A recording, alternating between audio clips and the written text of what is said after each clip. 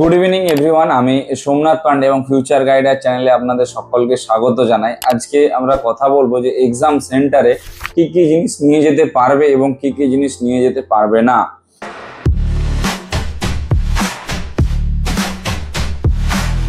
দেখো, সবার শুরুতে যেটা রয়েছে সেটা হচ্ছে অ্যাডমিট কার্ড। তোমাদের অবভিয়াসলি নিয়ে যেতে হবে এবং তার পাশাপাশি তোমাদেরকে একটা পোস্ট কার্ড সাইজ ফটো নিয়ে যেতে হবে, পাসপোর্ট সাইজ ফটো নিয়ে যেতে হবে 2 কপি, অরিজিনাল একটা আধার কার্ড নিয়ে যেতে হবে বা ফটো আইডেন্টিটি প্রুফ নিয়ে যেতে পারো যে কোনো। তার পাশাপাশি তার একটা জেরক্সও নিয়ে যেতে হবে।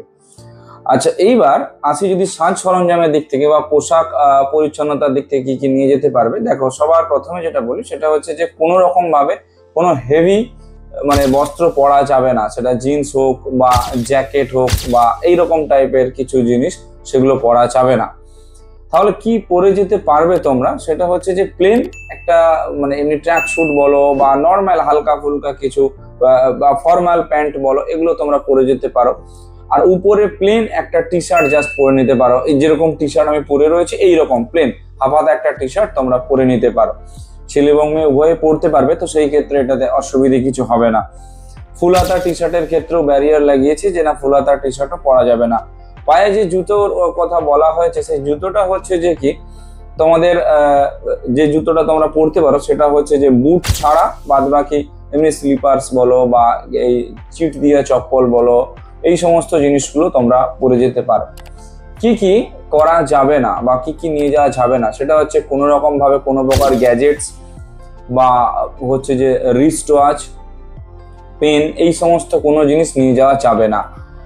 এমনকি যাদের ধরে রাখো চোখে চশমা লাগে তাদেরকেও, তারা যদি মেনশন করে থাকে নিটের অ্যাপ্লিকেশনে তবেই তারা এখানে এলিজিবল চোখে চশমা পরে যাওয়ার। যদি তারা মেনশন না করে নিটের অ্যাপ্লিকেশনে, তো কোনো রকম ভাবে তারা চশমা পরে যাওয়ার জন্য এলিজিবল নয়, যেটাকে গগলস বলে। গগলস পরে যেতে পারে, বাট সানগ্লাস পরে কখনোই অ্যালাউ নয়। গগলস যাদের অ্যাপ্লিকেশনে মেনশন করা আছে একমাত্র তারাই পারবে, আদারওয়াইজ অন্য কেউ পারবে না। আচ্ছা, ওয়ালেট যদি থাকে তোমাদের, ওয়ালেট নিয়ে যাওয়া যাবে না। রুমাল তোমরা সেই ক্ষেত্রে ইউজ করতে পারো। আর যদি তোমাদের হচ্ছে যে কোনো রকম ভাবে কোনো পেরেন্টস তোমাদের সাথে গিয়ে থাকে, তাদের কাছে এই সমস্ত সাজ সরঞ্জামগুলো রাখতে বলেছে এনটিএর তরফ থেকে। তার কারণ ওইখানে কোনো রকম ভাবে এক্সাম সেন্টারে ওই লাগেজগুলো তোমাদের রাখার ব্যবস্থা কিন্তু করা হয়নি এনটিএর তরফ থেকে। তো সব থেকে বেটার হয় এটাই, ঘর থেকে যদি তোমরা একা যাও তাহলে সেই ক্ষেত্রে নোট নিয়ে যেতে পারো বা ক্যাশ যেটাকে বলা হয়, নোট নিয়ে যেতে পারো। পকেটে করে নিয়ে চলে গেলে নোটে আটকায় না, কিন্তু কয়েন নিয়ে গেলে কয়েনে আটকিয়ে দেয়।